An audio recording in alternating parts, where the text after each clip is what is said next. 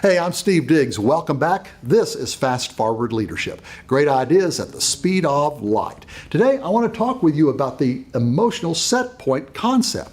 Now, what is this about? Let me talk to you a little bit about this. There are all sorts of set points out there, and we've heard about a number of these. Most people believe that there is such a thing as a happiness set point, that we all tend to have a level of happiness that varies one from another, and this is kind of where we tend to revert unless we do some serious work to improve that. We tend to have a monetary set point. Many of us have a certain number of dollars that we want to earn, and that's pretty much what we would like to have, and we're going to play within that realm. And most of us, the doctors tell us, have sort of a weight set point. It's sort of a weight range that we tend to revert back to unless we do some serious work to sort of change some things. Well, what I want to talk with you about today is a little different type of set point. I want to talk with you about this thing that I call the emotional set point. And in order to sort of bring it across here, I'm going to suggest that an individual should never, ever, ever overlay their individual set point onto another person. I'll explain what I mean.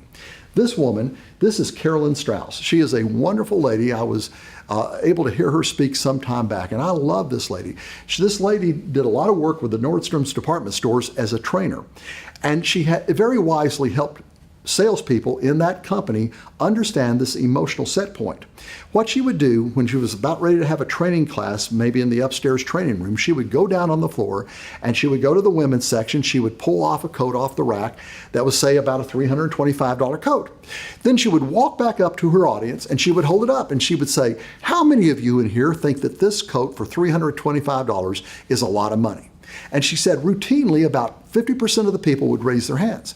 Then she would hold the coat up again. She'd say, "How many of you in here feel like this coat at $325 is not a lot of money?" And she said routinely about 50%, the other 50% would raise their hands. And she did this to make the point that every one of us has an emotional set point. And the problem is, if we lay our emotional set point over on another person, we're going to do them damage. And again, this is why it's so important for great leaders to do a lot of listening to understand where the other person's emotional set point is at. Your personal set point has no relationship to other people's set points. You got to understand that. We tend to sort of assume that everybody is just like us on a lot of fronts. And in truth, that is just not the case here. Your job is a simple one. Your job is to take a walk in the other guy's shoes. Hey, my name is Steve Diggs. This has been Fast Forward Leadership. Great ideas at the speed of light. I'll see you next time.